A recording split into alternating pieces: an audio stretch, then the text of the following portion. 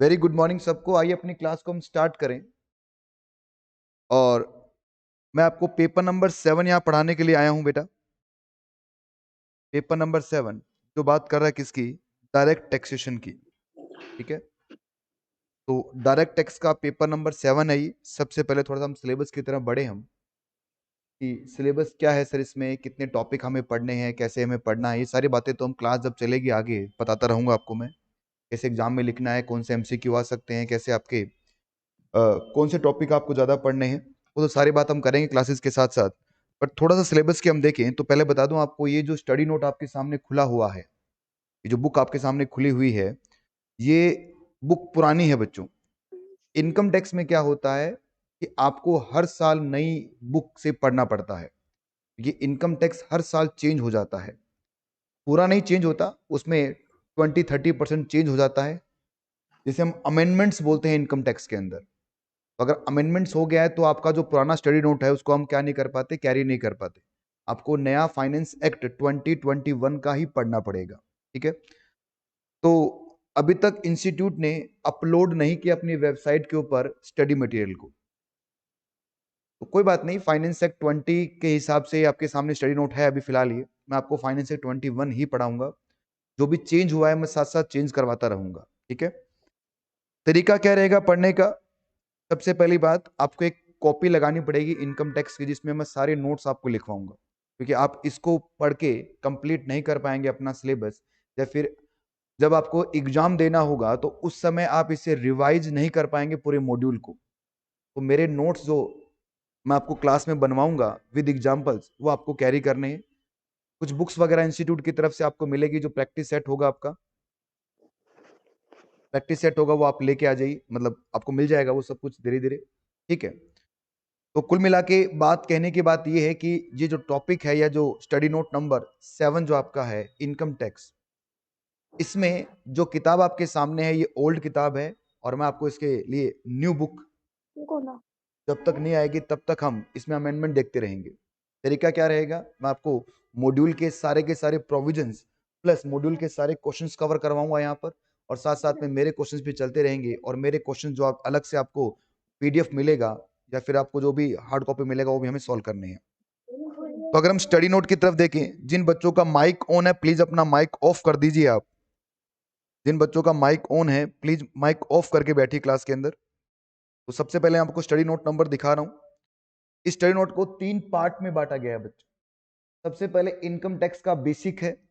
Basic के अंदर 10% exam cover करता है, ऐसा इंस्टीट्यूट का मानना है कि हम 10% क्या करेंगे, कवर करेंगे बेसिक के अंदर। फिर heads of income and computation of total income and tax liability, वो 70% पे आएगी, और बाकी बचा हुआ 30% जो है वो tax management, administrative and procedure of ICDS, इस पर रहेगा आपका 20%। यकीन मानिए ऐसा कभी नहीं हुआ कि इन्होंने जो पैटर्न बताया उसके हिसाब से क्वेश्चन पूछे हैं, कुछ भी पूछ रहे हैं। ठीक है, इस बार तो एग्जाम के अंदर इन्होंने आउट ऑफ सिलेबस भी क्वेश्चन डाल दिए हैं। पता नहीं क्या खा पी के बैठता है जो एग्जामिनर पेपर बनाता है, फिर भी। तो ये पैटर्न जरूर इंस्टीट्यूट ने लिखा हुआ है, पर ऐसा पैटर्न नहीं मानना। आप ये मत सोचना कि इसी पैटर्न पे आपको तैयारी करनी है। ये चेंज हो सकता है, जहां 70 है वहां 50 भी हो सकता है, और जहां 20 है वहां 0 भी हो सकता है। ठीक है, तो आप यही मत समझिए कि इस पैटर्न के हिसाब से हम तैयारी करेंगे, नहीं। जो पैटर्न मैं बताऊंगा उसके हिसाब से हमको तैयारी करनी है। तो कुछ स्ट्रेटेजीज वगैरह बता रखी है, कौन से पेपर में कितना पूछा जाएगा, कौन कौन से चैप्टर्स है इसके अंदर। इन सबको तो हम कब पढ़ेंगे, जब हम स्टडी मटेरियल में जाएंगे। पर उससे पहले कॉपियां अपनी निकालिए बेटा। आप अगर कॉपी लेके आए हैं आप क्लास के अंदर, तो सबसे पहले आप स्टार्ट करेंगे हमारा बेसिक। ये चैप्टर नंबर फर्स्ट रहेगा हमारा। वेरी गुड मॉर्निंग जितने भी बच्चे अभी मेरे सामने और लाइव जो हैं, सबको वेरी वेरी गुड मॉर्निंग। तो बेसिक में सबसे पहले लिखिए बेटा इनकम टैक्स।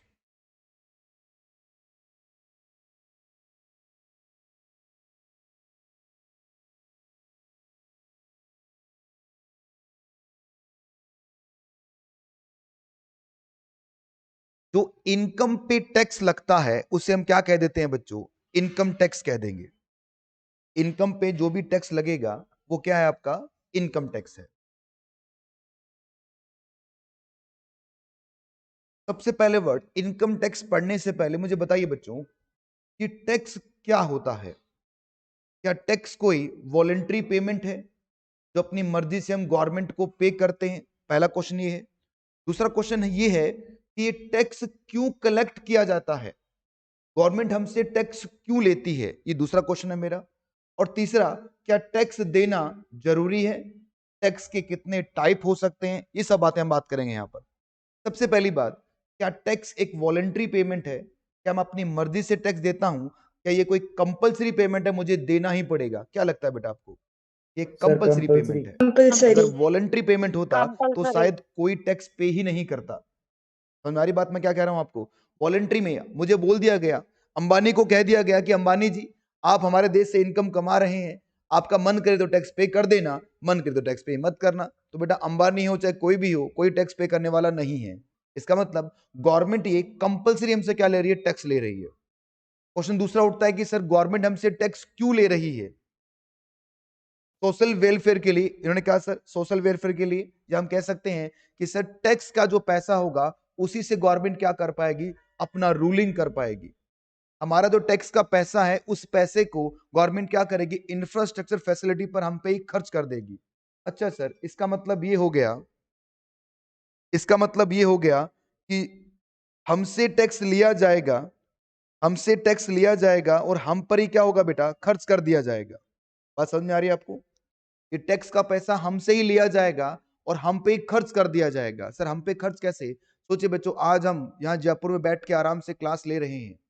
हमें डर नहीं है कि कोई पाकिस्तान या कोई चाइना हम पर हमला नहीं कर सकता। क्यों नहीं कर सकता बेटा? क्योंकि आर्मी हमारी बॉर्डर पे खड़ी है। इन आर्मी का पैसा कहां से आता है? हमारे टैक्स का पैसा ही है। अच्छी अच्छी सड़कें हैं, एजुकेशन सिस्टम्स हैं, हॉस्पिटल्स बने हुए हैं। आज हमारे जो कोविड की वैक्सीन लग रही है फ्री ऑफ कॉस्ट, ये क्या फ्री ऑफ कॉस्ट है? क्या मोदी जी अपनी जेब से पैसा दे रहे हैं क्या? नहीं सर, ये पैसा कौन सा है? हमारे टैक्सेस का पैसा ही है। क्या गवर्नमेंट सबसे टैक्स लेती है सर? क्या मुझे बताओ बेटा, आप जो क्लास में बैठे हैं और जो मुझे लाइव सुन रहे हैं, क्या गवर्नमेंट सबसे टैक्स लेती है क्या? नहीं सर, जो टैक्स की कैटेगरी में आएगा उसी से टैक्स लिया जाएगा। क्या आप में से किसी स्टूडेंट ने कभी टैक्स पे किया है? अभी लाइव वालों आप भी बताइए, क्या आप में नो से सर। किसी ने कोई टैक्स पे नो किया है अभी सर तक? नो सर सब बच्चे सर कह रहे हैं नो, इनडायरेक्ट पर किया ये है सबको सर। नहीं पता बेटा, सब लोग टैक्स पे कर रहे हो। आप सब टैक्स पे करते हो, मैं भी टैक्स पे कर रहा हूं, है सर? हम भी टैक्स पे करते हैं, बिल्कुल बेटा। सुबह सुबह जिस साबुन से आप नहा के आए हो उसमें भी टैक्स था या नहीं था? बिल्कुल था। इसका सर मतलब क्या हो गया कि टैक्स दो टाइप के होते हैं। एक होता है जो इनकम पे लगता है, और एक लगता है जो गुड्स और सर्विसेज पे लगता है, जिसको आप जीएसटी कह रहे हैं। फिलहाल यहां मैंने इनकम टैक्स लिखा हुआ है, इसका मतलब मैं ये नहीं कह रहा कि आप टैक्स पे नहीं कर रहे। हाँ, आप इनकम टैक्स पे नहीं कर रहे या बोल सकते हैं, पर आप जीएसटी तो पे कर ही रहे हैं।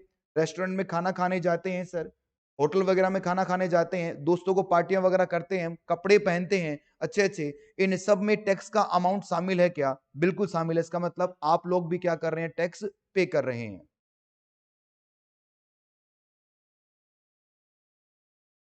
बिल्कुल बेटा, जो बिलो पॉवर्टी लाइन हो, चाहे जो बिल्कुल सड़क पे मर रहा हो, जिसके पास कुछ भी नहीं हो, फटे कपड़े हो, वो भी टैक्स पे करेगा। क्योंकि जो जीएसटी होता है वो, जो जीएस दो तरह के टैक्स है बेटा। एक होता है डीटी मतलब डायरेक्ट टैक्स, इनकम टैक्स, ये प्रोग्रेसिव नेचर का टैक्स है। और एक होता है आईडीटी मतलब जीएसटी, ये रेग्रेसिव नेचर का टैक्स है। आप चाहे कितने भी अमीर हो, चाहे आप कितने भी गरीब क्यों ना हो, जीएसटी आपको पे करना पड़ेगा। मान लीजिए एक बहुत गरीब आदमी है, बड़ी मुश्किल से उसने 20 रुपए इकट्ठा किया और चिप्स का पैकेट परचेज किया, तो क्या लगता है आपको उस चिप्स के पैकेट में जो 2 रुपए का टैक्स है वो नहीं पे करेगा? पे करना पड़ेगा करेगा। मेरे भाई। इसका मतलब क्या हो गया? जीएसटी जो है आपका, जो इनडायरेक्ट टैक्स जो होता है वो क्या है आपका? रेग्रेसिव नेचर का है। बिलो पॉवर्टी लाइन या अबव पॉवर्टी लाइन, ये सब किसके लिए होते हैं? सारे के सारे इनकम टैक्स के लिए होते हैं। तो इनकम टैक्स में क्या हो गया, जो जितना अमीर होगा उसको उतना ही ज्यादा टैक्स देना पड़ता है बच्चों। अभी आपको यहाँ प्रूफ करके दिखाऊंगा यहाँ पर कि जो जितना अमीर होगा उसको उतना ज्यादा टैक्स देना पड़ेगा, और जो जितना गरीब होगा उसको उतना ही कम टैक्स या नो टैक्स होगा बेटा। बात समझ में आ रही है आपको? ये जैसे आइए बात करते हैं सबसे पहले इनकम टैक्स में। इनकम पे जो लगेगा वो सर टैक्स है, और यहां पर दो वर्ड है बच्चों। सबसे पहला जो वर्ड है उसका मतलब है टैक्स। टैक्स आपके दो टाइप के होते हैं, लिखो इसमें। दो टाइप के टैक्स है बेटा। पहला होता है आपका डायरेक्ट टैक्स,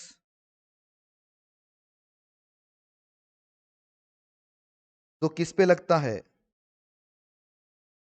इनकम पे लगता है। ठीक है, इसका एग्जाम्पल लिख लीजिए, income tax.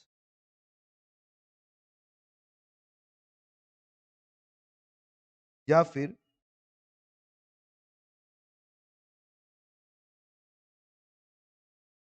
Black money tax. जो ब्लैक मनी होती है बच्चों, उस पे भी टैक्स लगता है। ये इनकम टैक्स ही होता है, ये डायरेक्ट इनकम पे लग रहा है। दूसरा जो टैक्स है बच्चों, उसको नाम क्या दिया गया है? Indirect tax.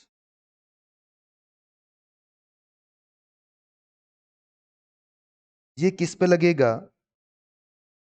ये गुड्स या सर्विसेज के कंजम्पशन पे लगेगा।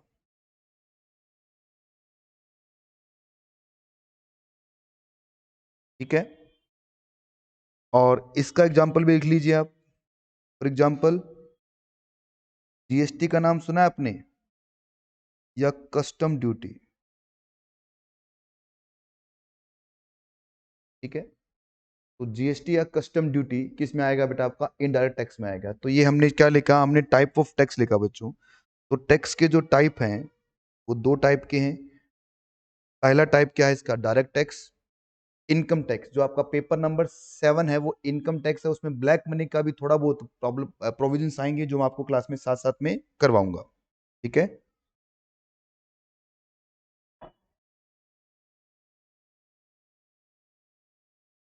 बिल्कुल बेटा। देखिए, हम जिस सोसाइटी में रहते हैं उस सोसाइटी का जो हमें पेमेंट करना पड़ता है, उस सोसाइटी में रहने के लिए जो मैं पे कर रहा हूं, उसे मैं क्या बोल रहा हूं? इनकम टैक्स बोल रहा हूं।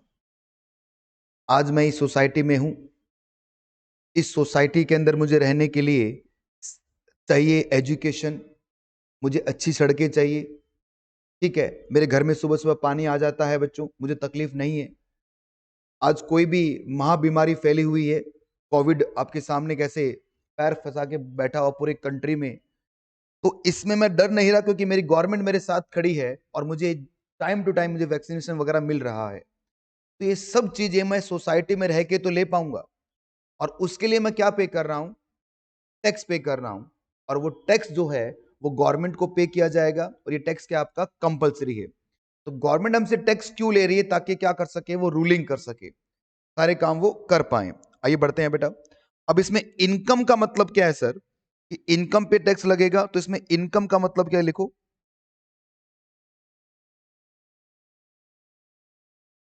देखिए बच्चों, हमारे देश में, इंडिया में, आप सिर्फ 5 ही तरीके से इनकम कमा सकते हैं। कोई छठा तरीका है ही नहीं इनकम कमाने का। मतलब सर, मतलब आपको 5 तरीके बताए गए हैं इनकम कमाने के। इन्हीं 5 तरीके पर क्या लगेगा? टैक्स लगेगा। सिर्फ 5 हेड ऑफ इनकम, इसे हम क्या बोलते हैं? 5 हेड ऑफ इनकम।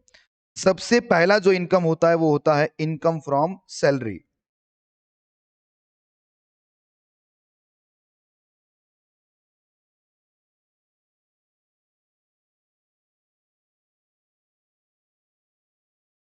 दूसरा जो आपका है वो है इनकम फ्रॉम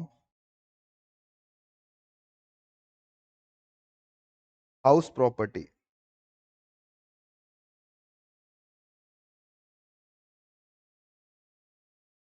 तीसरा जो तरीका है इनकम कमाने का, वो है income from business and profession.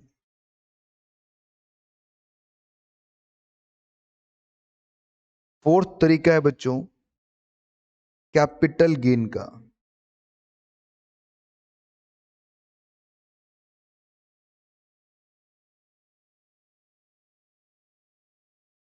और सबसे लास्ट में जो पांचवा तरीका है वो है इनकम फ्रॉम अदर सोर्सेज। देखो इधर, सिर्फ 5 हेड ऑफ इनकम, इनको नाम क्या दिया गया है? Head of income. इनको कहते हैं हम हेड ऑफ इनकम।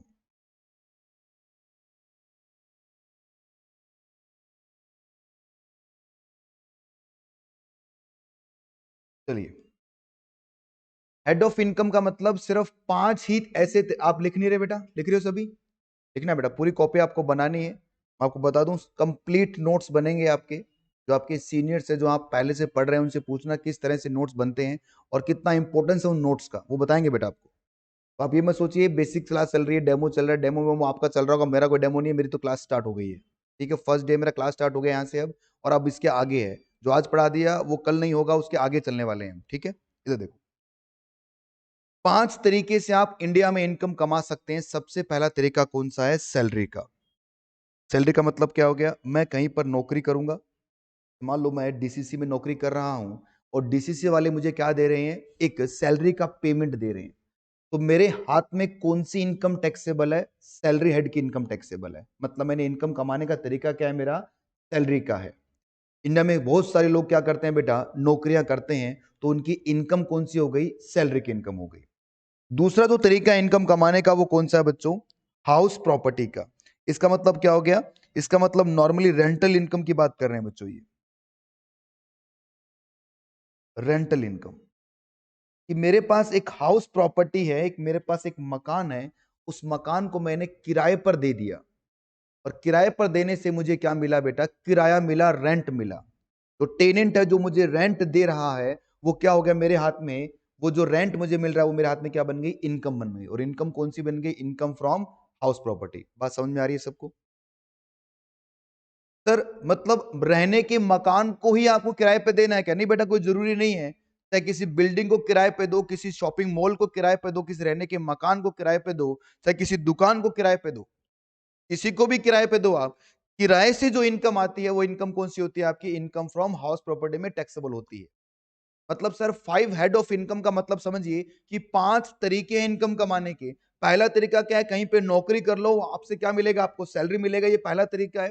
दूसरा तरीका क्या है कि सर आपके पास अगर कोई हाउस प्रॉपर्टी है, आपने क्या किया? उस हाउस प्रॉपर्टी को रेंट पर दे दिया है, उस हाउस प्रॉपर्टी को। तो रेंट पर देने से जो आपको इनकम मिलेगी बच्चों, ये इनकम क्या होगी आपकी? इस हेड में टैक्सेबल हो जाएगी। तो मत लिखो भाई इसके ऊपर। हम्म,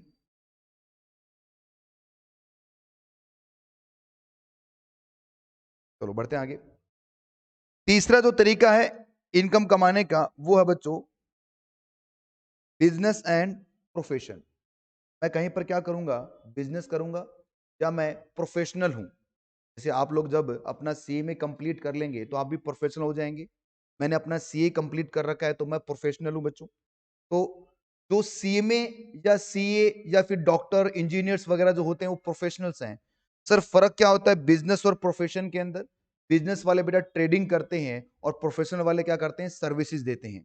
जितने भी प्रोफेशनल्स होते हैं वो क्या देंगे? सर्विसेज देंगे आपको। और बिजनेस में क्या होगा? ट्रेडिंग ऑफ गुड्स होगा, या ट्रेडिंग जो भी करे मैन्युफैक्चरिंग वगैरह, वो किस में आएगा? बिजनेस में आएगा। तो एक छोटी से छोटी राशन की दुकान वाला भी बिजनेस कर रहा है, और एक अंबानी भी बिजनेस ही कर रहा है बच्चों। तो अंबानी ने जो पैसा कमाया वो भी कौन से हेड में टैक्सेबल है? आपका house sorry business and profession वाले हेड में टैक्सेबल है। और अगर मैंने एज ए प्रोफेशन में पैसा कमाया तो भी कहां टैक्सेबल है? बिजनेस एंड प्रोफेशन में। और एक चाय की दुकान वाला जो पैसा कमाता है वो भी कहां टैक्सेबल होता है? Business and profession.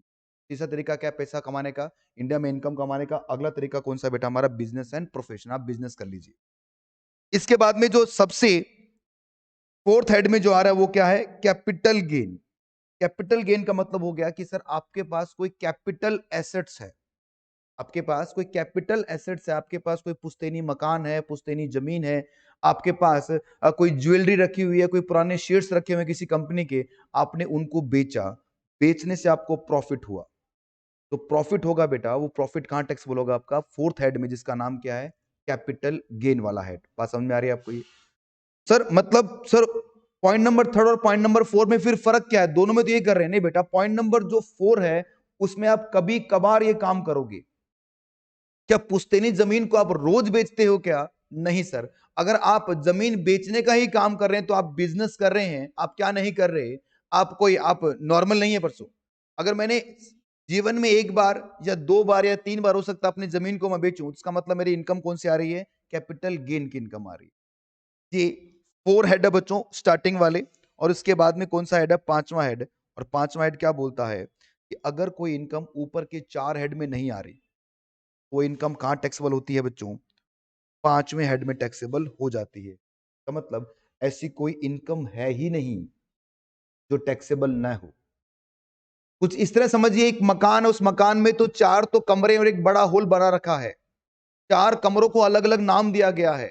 अगर सैलरी का रूम है तो सैलरी में चला जाएगा, अगर हाउस प्रॉपर्टी का रेंट है तो रेंट में चला जाएगा, बिजनेस का इनकम बिजनेस में चला जाएगा, कैपिटल गेन का इनकम कैपिटल गेन में चला जाएगा। और ऐसा कोई इनकम जो ऊपर के 4 हेड में नहीं आ रहा, वो कहां पर जाएगा, अदर सोर्सेज में आ जाएगा। मतलब ऐसा कोई तरीका है ही नहीं जिससे आप इनकम कमाए और किस में बच जाएं बेटा, इनकम टैक्स से बच जाएं। जैसे मैं के, हाँ बेटा बोल, है गवर्नमेंट की इनकम, हाँ इसमें आ जाएगी बेटा। कौन सी इनकम है, गवर्नमेंट में तो बहुत टाइप से इनकम कमाते हैं मेरे भाई, हैं पता कौन सी इनकम गवर्नमेंट की बोलना चाह रहे थे। तो गवर्नमेंट किसी आप पर नौकरी तो कर नहीं सकती, तो सैलरी तो मिलेगी नहीं गवर्नमेंट को। गवर्नमेंट हाउस प्रॉपर्टी की इनकम भी कमाती है, गवर्नमेंट अपनी बिल्डिंग्स वगैरह को रेंट पे देती है, तो कौन सी इनकम हो जाएगी उसकी, हाउस प्रॉपर्टी की इनकम। गवर्नमेंट भी बिजनेस कर रही है बेटा, रेलवे वगैरह चल रहे हैं, ये बिजनेस ही तो, और क्या है।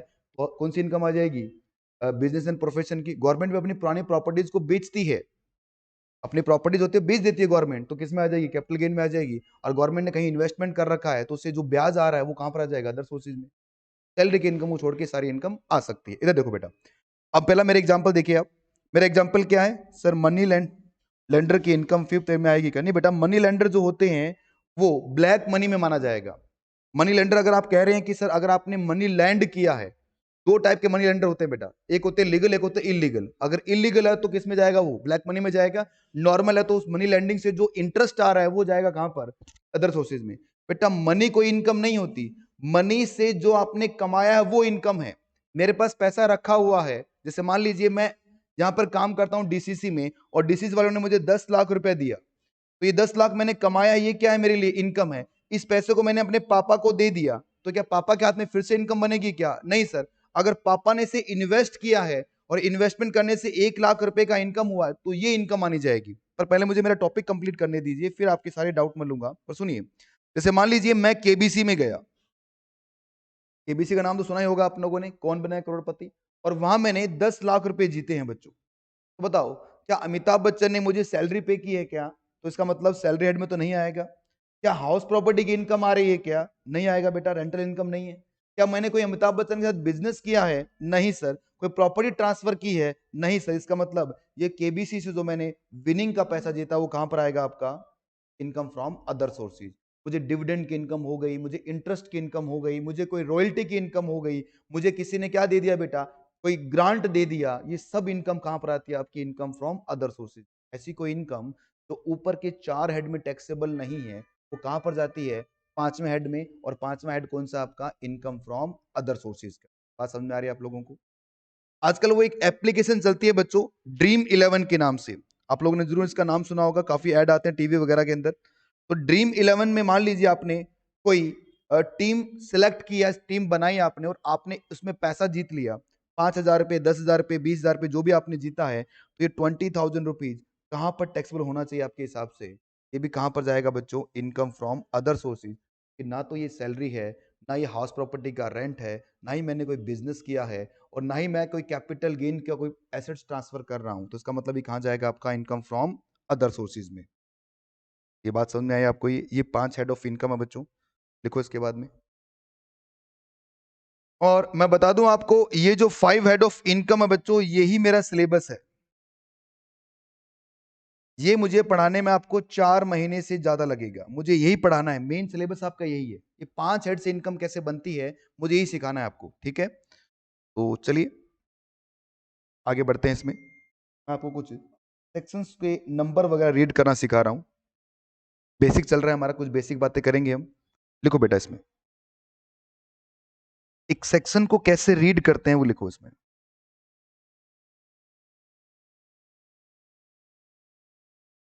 देखो जैसे एक सेक्शन है, सेक्शन 115, चलो ऐसे लिखो आप, सेक्शन 9,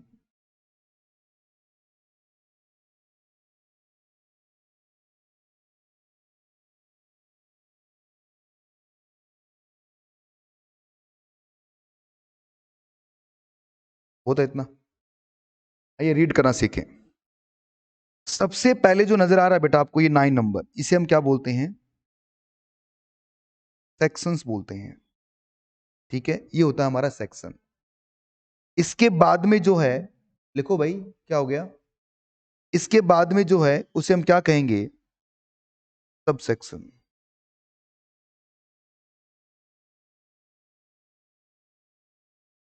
इसके बाद जो आता है बेटा ये वाला, उसे हम कहते हैं क्लोज। इसके बाद जो है बेटा ये क्या होता है आपका? सब क्लोज। उसके बाद जो आपको नजर आ रहा है ये वाला हिस्सा,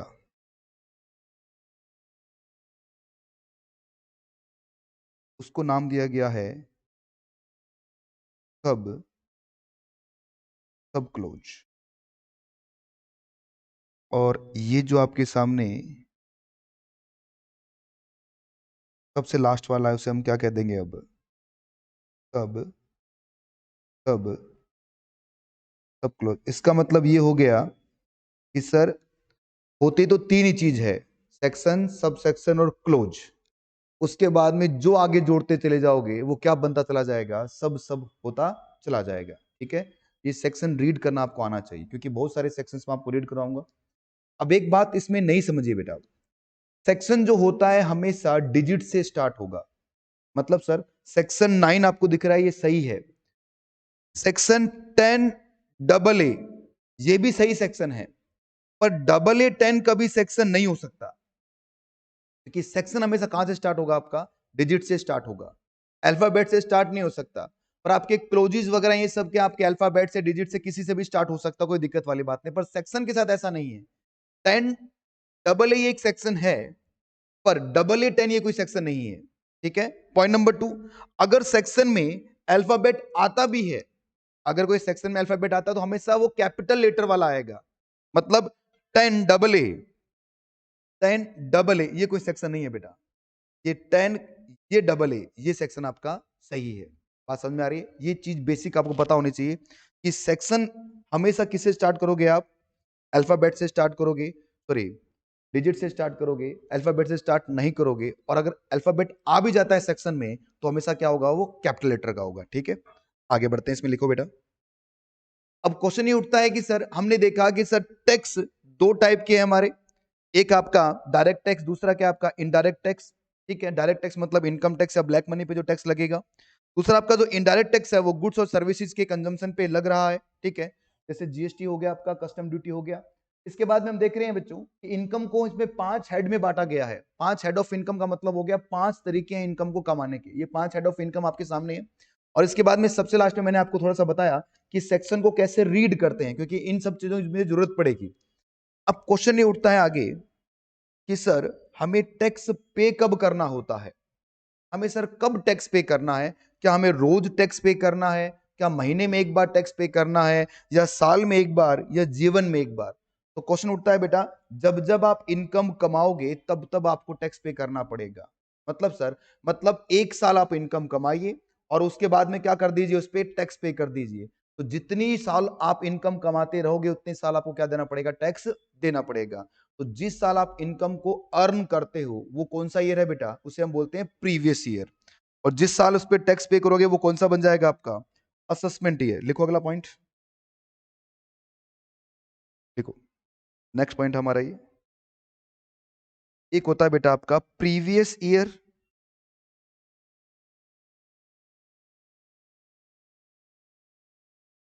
और एक होता है असेसमेंट ईयर।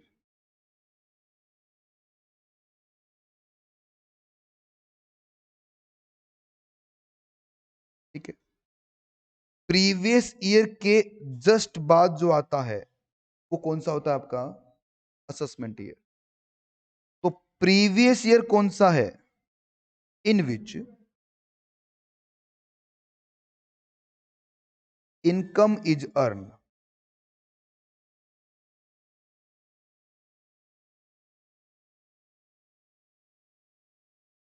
Bye SSC.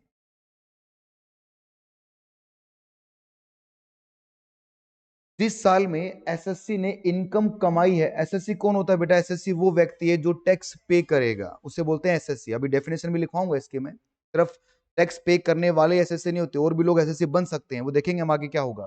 पर फिलहाल यहाँ पर जो टैक्स पे करना चाहता है, जिसने इनकम को अर्न किया, उसे हम क्या बोलेंगे? एसएससी कहेंगे।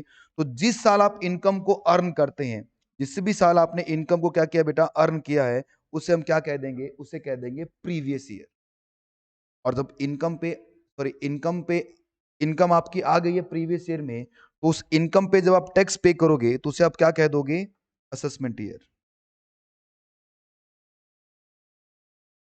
इन विच टैक्स इज पेड बाय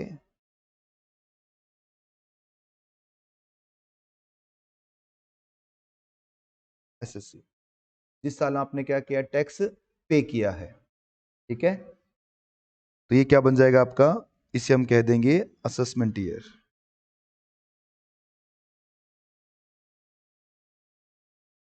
अब हमारे सिलेबस के हिसाब से, मतलब जब आपको एग्जाम देना है, उसके हिसाब से हमारा प्रीवियस ईयर कौन सा है और असेसमेंट ईयर कौन सा है, उसकी बात कर लेते हैं अपन।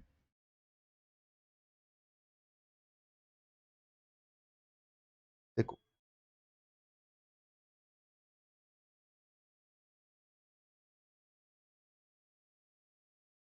देखो बेटा, आपको आपका जो एग्जाम होगा, या तो जो बच्चे जून 22 में एग्जाम देंगे या दिसंबर 22 में एग्जाम देंगे, उन स्टूडेंट्स को कौन सा प्रीवियस ईयर असेसमेंट ईयर पढ़ना है बच्चों, उनके लिए 1 अप्रैल 2021 से ईयर स्टार्ट होगा, और ये ईयर एंड कब होगा?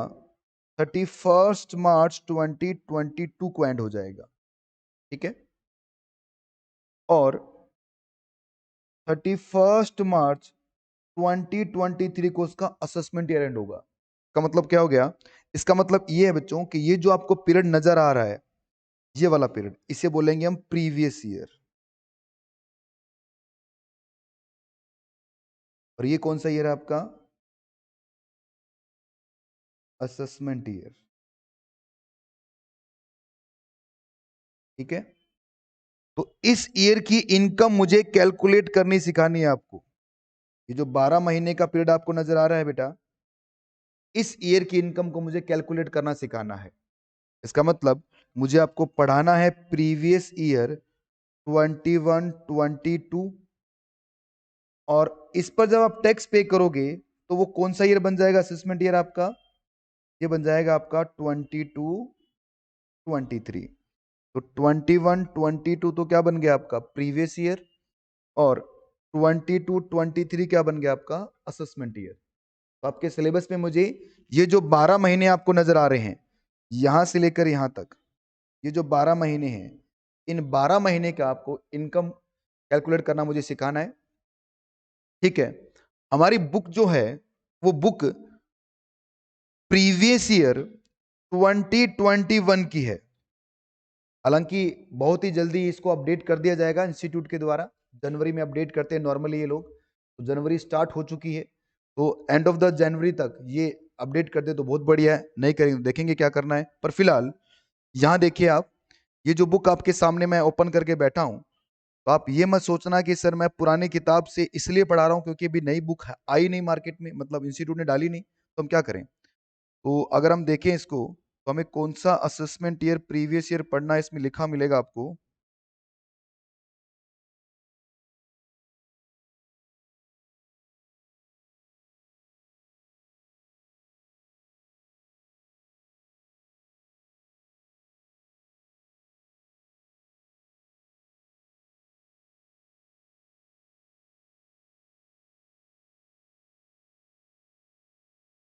देखो,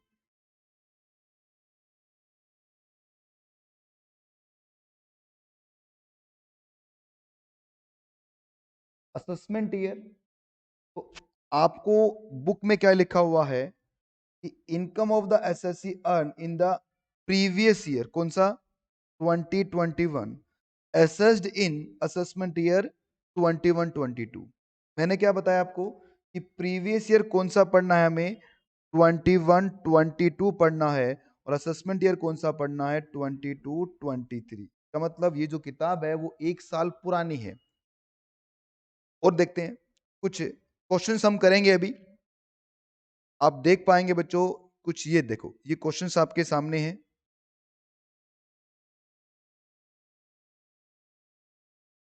इन सभी क्वेश्चंस के अंदर जो टैक्स रेट दे रखी है आपको, tax rate for the assessment year कौन सा है, 21 22। हमें ये थोड़ी पढ़ना है, हमें कौन सा पढ़ना, असेसमेंट ईयर 22 23 पढ़ना है बेटा। बात समझ में आ रही है आपको ये? जब तक नई किताब नहीं आ जाती, जब भी आएगी तब देखेंगे बच्चों, तब तक हम इसी किताब को घिसेंगे। आपको तो बुक सिर्फ खोल के मैं दिखाऊंगा कि देखो हमने ये टॉपिक कवर कर लिए हैं। बुक खोल के दिखाने का मकसद क्या है मेरा, समझना मैं क्या बोलना चाह रहा हूं, कि मैं आपको इस बुक से रीड नहीं करवाऊंगा, मैं तो सिर्फ आपको सेक्शंस बताऊंगा, देख भाई मैंने ये लिखवा दिया, ये लिखवा दिया, ताकि आपके दिमाग में ये चलता रहे कि हमें बुक को ओपन करने की जरूरत भी नहीं है, क्योंकि सब चीजें मैं बुक कॉपी में आपको लेके आ रहा हूं। ठीक है ना? जैसे प्रीवियस असेसमेंट या भी देखा होंगे सेक्शंस आपने, ये हमने यहाँ पे कंप्लीट कर लिए। अब आओ वापिस।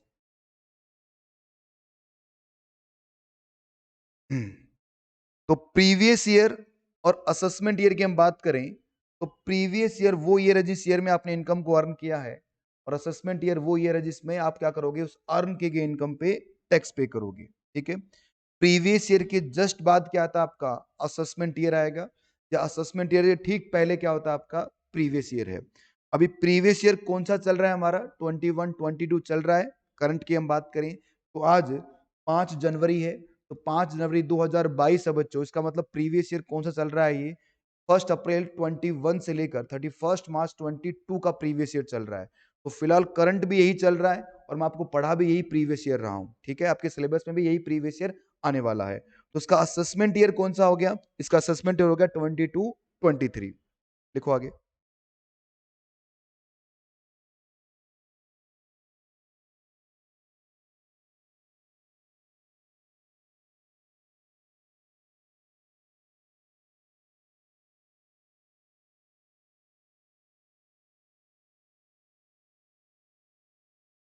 टैक्स रेट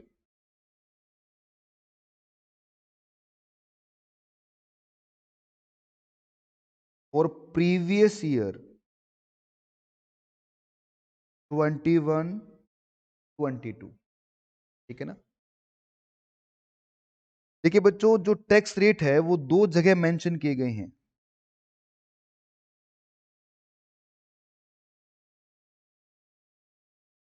एक दे रखा है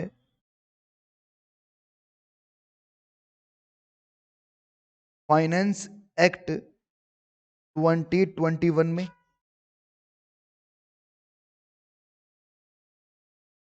और एक दे रखे हैं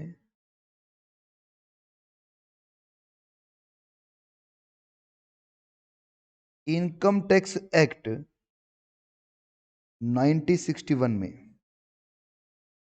ये जो फाइनेंस एक्ट 2021 में दिए हुए हैं, इसे बोलते हैं हम जनरल टैक्स रेट।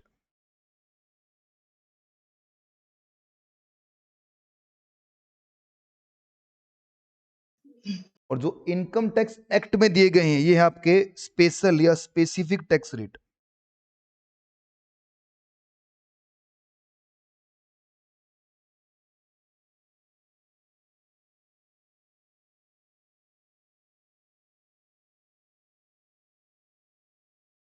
ठीक है? इन दोनों से मिलकर ही क्या लगता है बेटा, टैक्स लगता है। ये दोनों टैक्स रेट अप्लाई होते हैं, तब जाके क्या होगा, टैक्स निकलना स्टार्ट होगा। ठीक है? तो अब टैक्स रेट की हम बात कर रहे हैं बच्चों, तो इसमें सबसे पहला टैक्स रेट लिखना स्टार्ट करो मेरे साथ। पॉइंट नंबर 1 बनाना,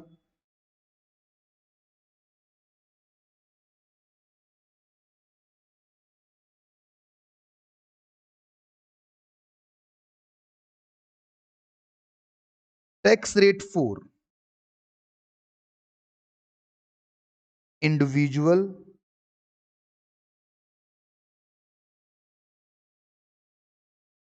एचयूएफ, नाम सुना है एचयूएफ का,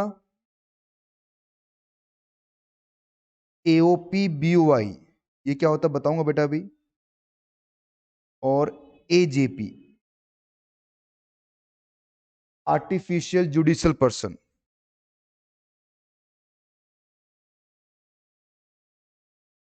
निर्मलपुरी, क्या लिखना चाह रहे हो बेटा? जो टैक्स रेट आपके इंडिविजुअल, एचएफ, एओपी, बीओआई और एजेपी के टैक्स रेट क्या है बताने जा रहा हूं। सबसे पहली बात सर, ये इंडिविजुअल कौन होता है? इंडिविजुअल का मतलब बेटा नेचुरल पर्सन होता है। जैसे आप नेचुरल पर्सन है, मैं नेचुरल पर्सन हूं, जितने बच्चे ऑनलाइन में बैठे हैं सभी नेचुरल पर्सन हैं। तो ये सब क्या है? इंडिविजुअल्स है। वो लोग जो जन्म लेते हैं, बड़े होते हैं, सीएमए करते हैं या कुछ और कोर्स कर रहे हैं, जिनकी शादी होती है, गर्लफ्रेंड नहीं बनती, वो सब क्या है? नेचुरल पर्सन है। गर्लफ्रेंड बनती है वो भी नेचुरल है बेटा, ठीक है। एचईएफ कौन है? Hindu undivided family. ये आपके अपने सिलेबस में पढ़ा होगा आप लोगों ने, आपके इंटरमीडिएट सॉरी फाउंडेशन में आया था ये टॉपिक, एचईएफ वाला पढ़ा हुआ ना बच्चों आप लोगों को? तो वही एचईएफ है जो आपने पढ़ रखा है, हिंदू अनडिवाइडेड फैमिली, जिसके दो स्कूल होते हैं, एक आपका दयाबाग हो गया और एक आप मिताश्रा हो गया। सुना ना आपने? नहीं पढ़ा हो बिल्कुल एचएफ के बारे में? कोई बात नहीं, हम पढ़ा देंगे बेटा, टैक्सेशन पूरा आपके सिलेबस में एचएफ का। नहीं पढ़ा हुआ सर, कोई बात नहीं, पढ़ा देंगे भाई, पढ़ाने के लिए तो आए हैं यहाँ पर। अगला है बेटा एओपी बीओआई। ये एओपी बी,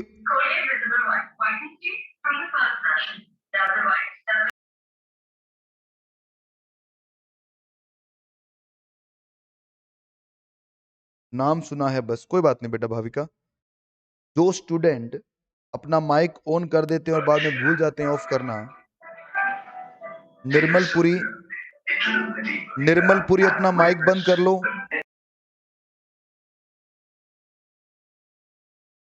लो, सबका माइक बंद कर देता हूं,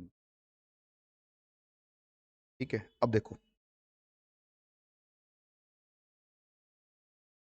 कोई बात नहीं बेटा, जहां पर भी देखा आपने।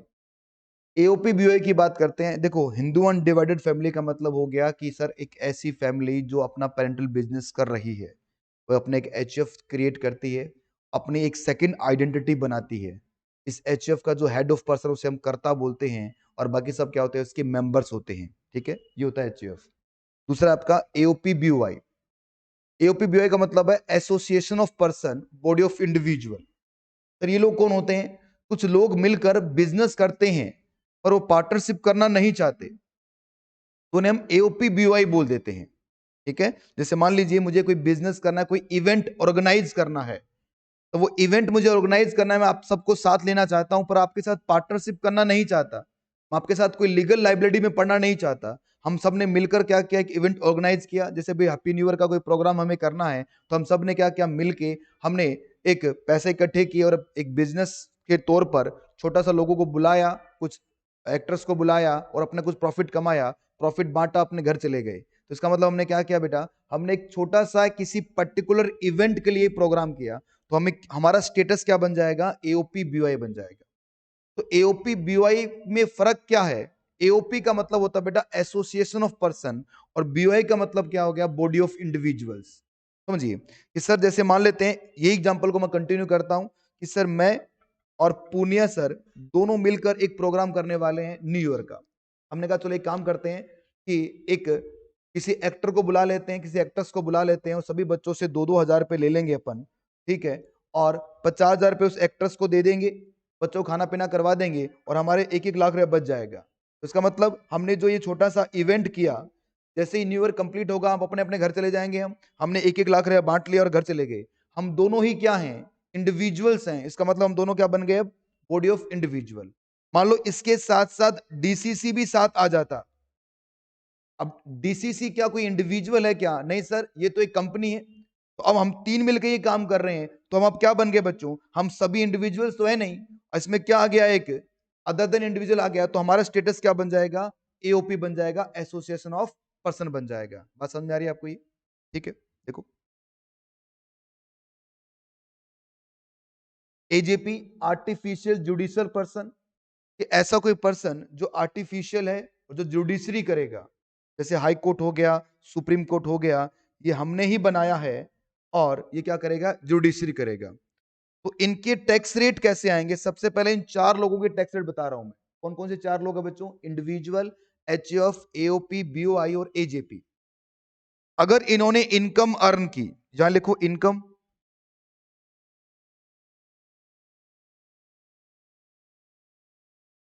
और यहां लिखो टैक्स रेट।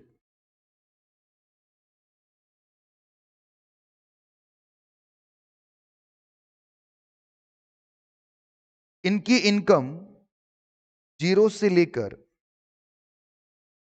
2,50,000 तक है। मैं बता दूं आपको, मैं आपको फाइनेंस एक्ट 21 के टैक्स रेट लिखवा रहा हूं यहां पर। मतलब जो लेटेस्ट चल रहा है, जो आपके एग्जाम के लिए वो है, क्योंकि किताबें हमारी पुरानी है तो लिखना है आपको। 2,50,000 तक इनकम कमाओगे आप तो टैक्स रेट क्या रहेगा आपका? 0%। मतलब अगर इंडिया में आपने 2,50,000 तक कोई इनकम कमाई है तो आपको उस पर क्या नहीं देना? कोई टैक्स पे नहीं करना। इसी को नाम दिया गया है बेसिक एग्जम्पशन लिमिट।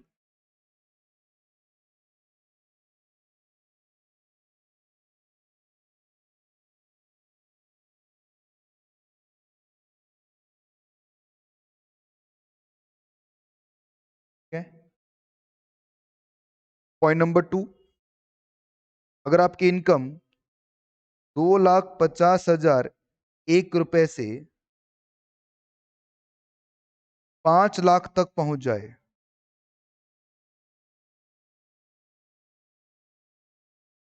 तो आपका टैक्स रेट हो जाएगा 5%। अगर आपकी इनकम 5,01,000 रुपए से 10 लाख तक पहुंच जाए तो टैक्स रेट हो जाएगा आपका 20%। यदि आपकी इनकम 10 लाख से एक्सीड कर जाए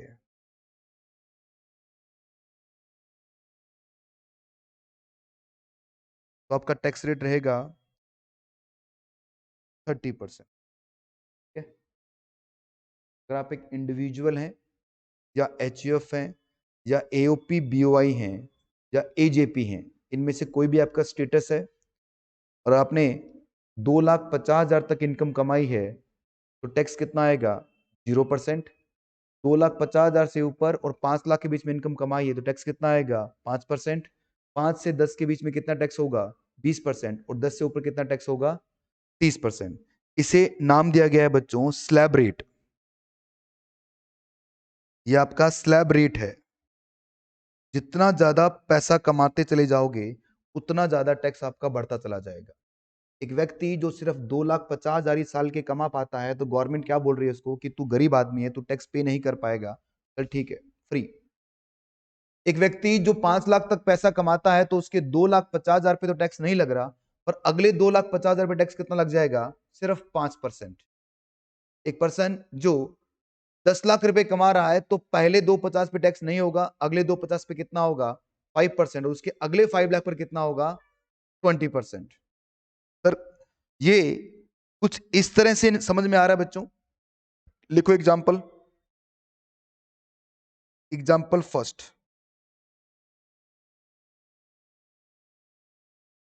एक मिस्टर पी है। अब मिस्टर पी का मतलब क्या हुआ? इंडिविजुअल है, इंडिविजुअल के सामने मिस्टर लगता है बच्चों।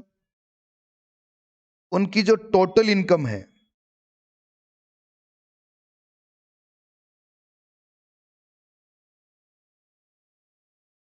पॉइंट नंबर 1 में टोटल इनकम आ रही है उनकी कितनी? 6,50,000। पॉइंट नंबर 2 में अगर टोटल इनकम हो जाए उनकी 8,90,000। और पॉइंट नंबर 3 में अगर उनकी टोटल इनकम हो जाए 14,50,000, तो कैलकुलेट करना आपको टैक्स कितना होगा। टैक्स बताना कितना कितना आएगा। तो सबसे पहली बात, सबसे फर्स्ट में बताओ, अगर मैं इसको सॉल्व करूं, फर्स्ट केस में इनकम कितनी है उसकी? 6,50,000। तो देखो बच्चों, 6,50,000 की आपने इनकम कमाई है तो आपके पहले 2,50 पे टैक्स आएगा क्या? नहीं आएगा सर। तो पहले 2,50 आपकी बेसिक जम से लिमिट है, तो उस पे टैक्स क्या रहेगा आपका? टैक्स रहेगा आपका 0। अगले 250 पे टैक्स कितना होगा? अगले 2,50,000 पे टैक्स कितना होगा बेटा? ये रहेगा आपका 5%, जो कितना है 12,500। बताओ कहां तक पहुंच गए हम? 5 लाख तक पहुंच गए। अब मुझे बताओ, क्या मैं 10 लाख की कैटेगरी में हूं क्या? 5 से ऊपर हूं पर 10 से कम हूं। इसका मतलब बताओ बैलेंस कितना रह गया? बैलेंस आपका है 1,50,000। और इस बैलेंस पे टैक्स कितना आएगा आपका? 20%। अरे बोलिए। तो 20% का मतलब ये कितना हो गया बच्चों? 30,000 हो गया। तो अगर आप इंडिया में 6,50,000 तक का इनकम कमाते हैं तो आपका टैक्स कितना बनता है बेटा? 42,500। फिर इसमें एक सेस भी जुड़ता है, इसे हम एजुकेशन सेस बोलते हैं, हेल्थ एंड एजुकेशन सेस। इसके बारे में अलग से लिखवाऊंगा मैं। ये होता है बेटा टैक्स का 4%, के बारे में अलग से लिखेंगे हम।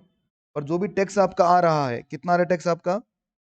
42,500, उसका 4% कितना हो गया? बताओ कैलकुलेटर बताओ।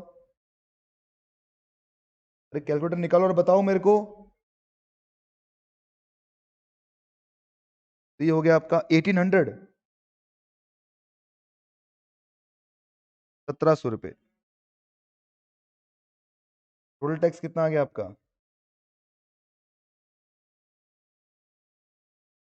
44।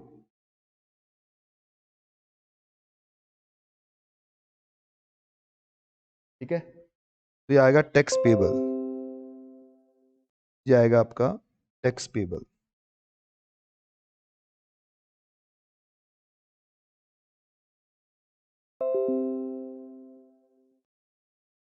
हाँ जी, 650 हो तो गया बेटा। टोटल लगा 250 और 250, 5 और 150, 650। हाँ जी, नहीं स्लैब बोल रहा हूँ ना। स्लैब का मतलब क्या हो गया? पहले 250 पे टैक्स नहीं लगेगा, अगले 250 पे 5%, अगले 5 लाख पर 20%, और उसके बाद कितना? 30%। तो जैसे जैसे ज्यादा कमाते जाओगे वैसे वैसे ज्यादा टैक्स पे करते जाओगे।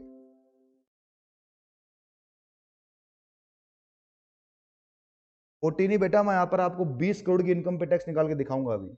बेसिक है मेरे भाई, इतने छलांगे मत मार। अभी तो स्टार्ट किया ना मैंने क्लास। तो अभी तो मैंने सिर्फ ये लिखा है इंडिविजुअल का टैक्स रेट, तो मैंने कुछ इसमें बातें ही नहीं की। मैं तो बता रहा हूँ ये वर्किंग कैसे हो रहा है इसमें। तो डिटेल हम चलेंगे बेटा। आप जो भी आपके अगरमच्छ मगरमच्छ जितने भी है वो सब निकालिए, कोई दिक्कत वाली बात नहीं है।